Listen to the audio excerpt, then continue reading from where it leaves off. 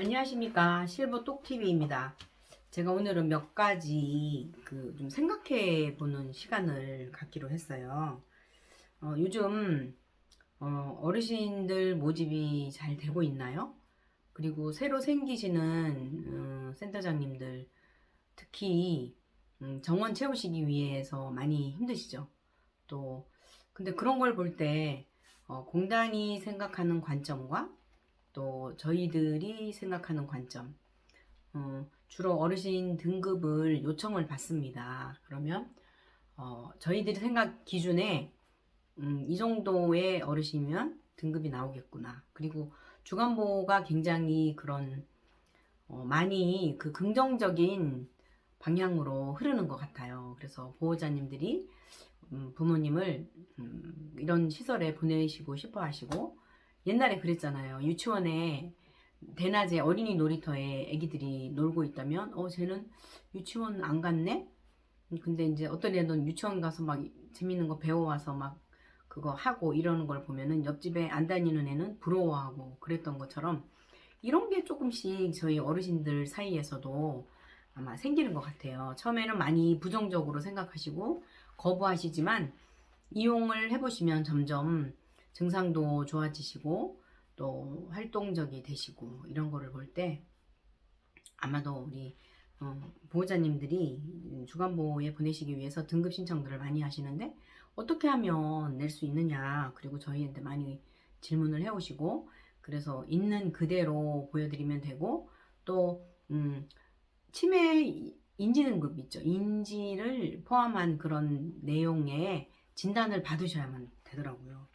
그래서 그렇지 않은 경우는 또 전화상, 특히 그 어르신 전화번호를 적어서 이제 공단에 신청을 했는데 그 전화로 전화를 해본 거예요. 근데 이 어르신이 전화 통화에 너무나 태연스럽게 정말 전혀 다른 대답을 하셨음에도 이 공단 직원은 이 어르신이 인지 상태가 지극히 정상적이시라고 판단이 되었던 것 같아요. 그래서 등급을 받지 못하시는 경우도 많으시거든요.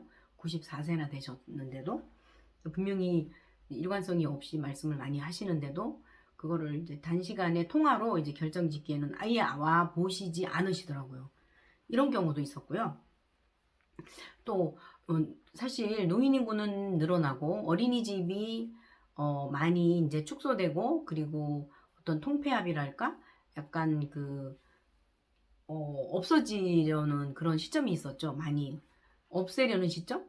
꼭 무슨 고의적으로 없애려는 그런 시점이 좀 있었던 것 같았어요. 그래서 많이 문을 닫기도 하고, 또 정원도 줄고 수입 측면에서도 어려워지니까 차츰 이제 그만두시게 되고, 그래서 그분들이 진입하는 것이 이제 지금 주야간보센터로 정말 많이 진입을 하시는 것 같아요.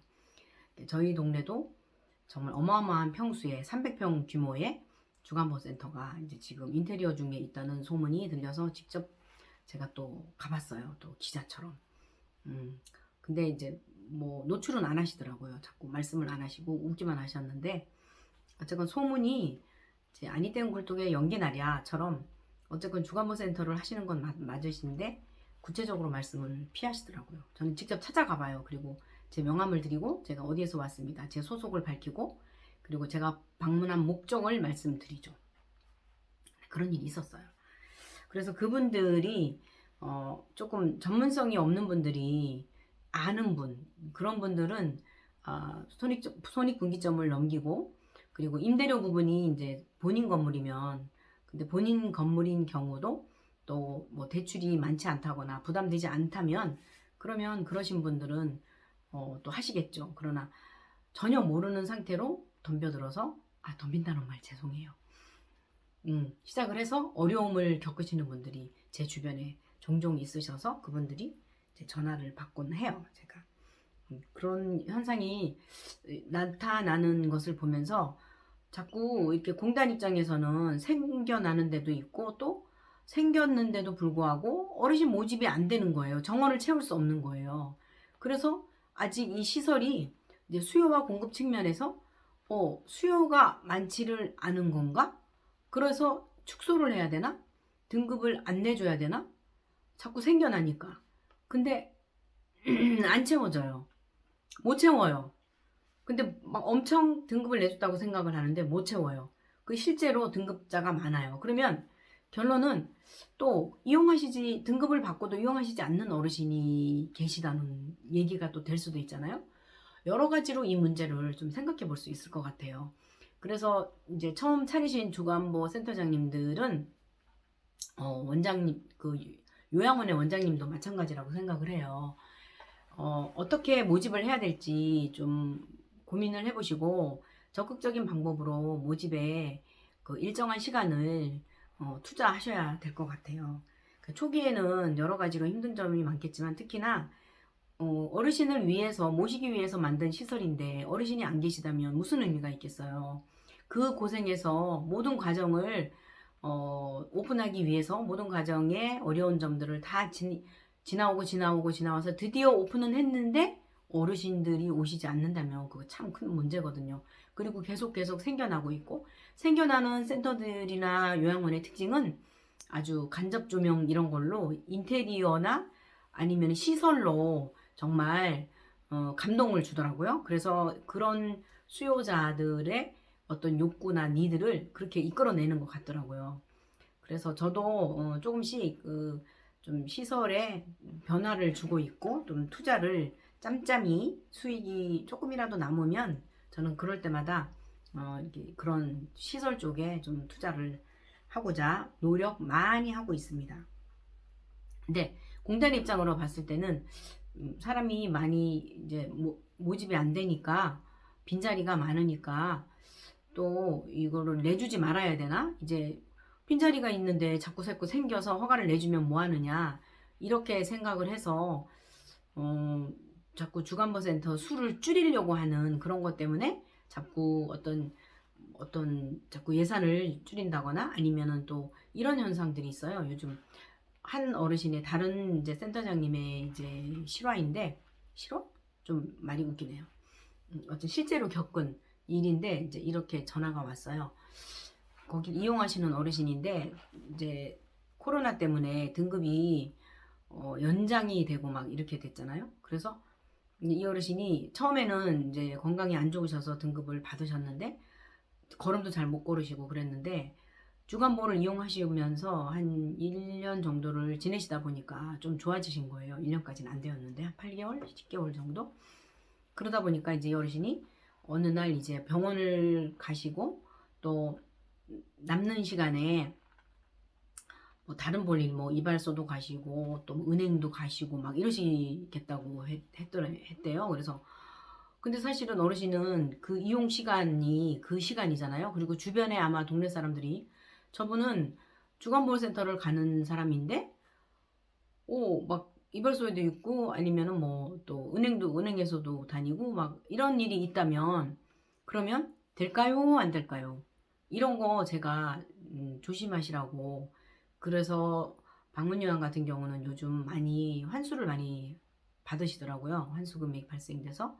그래서 그런 분들 수급자가 예를 들어서 뭐 장사를 한다거나 뭐 그런 경우 있죠. 방문요양은 3시간이니까 나머지 시간을 했다거나 그리고 또 어떤 경우는 그 어르신이 그날은 다른 곳 이제 안 나오시고 안 하고 다른 날로 변경을 했다는 거예요. 그래서 그거를 바꿔놨어야 되는데 바꾸지도 않고 그대로 유지하시다가 이제 동네 사람이 누군가가 아마도 전화를 했는지 어떻게 이제 공단에서 조사가 나와서 결국은 그 어르신이 그 방문요양센터에서 어떤 일이 생겼겠어요.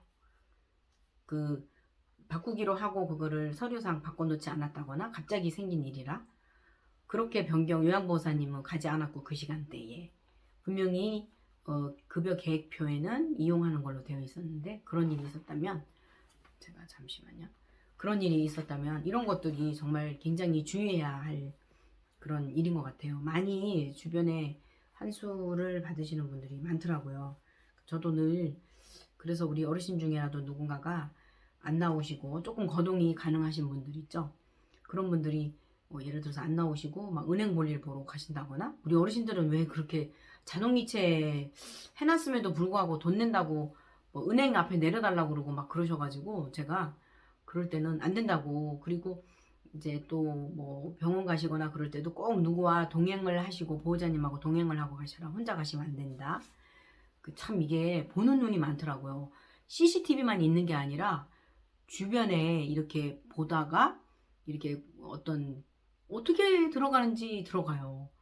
그래서 내부 고발 이거는 없다고 생각하고 저희는. 그리고 또 왜 그런 거 있죠. 왜 포상금을 노린 그런 신고 이런 거 진짜 많이 늘어난대요. 그래서 조심해야 된다. 이 말씀 드리고 싶고, 이제 공단에서는 그러면 왜 자꾸 이렇게 예산을 줄이고 그럴까요? 이번에 이제 임금 인상이 또 되어야 되는데 그 급여 인상이 임금 이상을 인상시켜 줘야 된다 생각을 하는데, 만약에 그렇지 않다면 지금 왜 노인복지와 어린이집의 경우를 생각해 봤어요. 어떤 센터장님하고 통화를 했는데 어린이집을 하시던 분이었거든요. 어린이집이 막 이렇게 급속도로 없어지고 그럴 때는 사실 어린이가 많이 줄어들고 있기 때문에 그렇다고는 생각이 들어요. 근데 지금 노인은 그게 아니잖아요. 늘어나고 있잖아요. 그리고 또 말하자면 우리가 장수한 거예요. 의학의 발달로. 그러면 장수의 필수 조건이 질병을 갖고 있는 거잖아요. 질병 중에서도 인지 치매 인구가 정말 기하급수적으로 늘어나고 있는 상황에서 이거는 왜 이렇게 점점 줄어들고 그리고 허가를 안 내주겠다고 하는데 점점 더 이런 분야에 또 뛰어드시는 분도 많고, 또 경험 없이 뛰어드는 경우와 또 실제로 경험이 있으신 분들은 잘 이렇게 헤쳐나가더라고요. 그 헝그리 정신으로. 저는 헝그리 정신으로 여기까지 왔는데 앞으로도 헝그리 정신으로 갈 거고요. 그래서 좀 더 심도 있게 고민해 보시고 진입하셔야 될 것 같고, 이런 어린이집과 우리의 그런 보조 그러니까 뭐라 그러죠, 지원 정책이 너무나 달라요. 그러니까 그 다르다는 점을 정확히 어떤 구조로 되어 있는지 잘 알아보시고 공부 열심히 하시고 진입하셔야 될 것 같아서 잠시 이런저런 두서없는 내용 같지만 그래도 뼈가 될 만한 말 드린 것 같아서 오늘 올려봤습니다. 네, 구독해 주시고 또 시청해 주시고 좋아요 눌러주신 여러분 행복하시고 이 밤도 평안한 밤 되세요. 네, 감사합니다.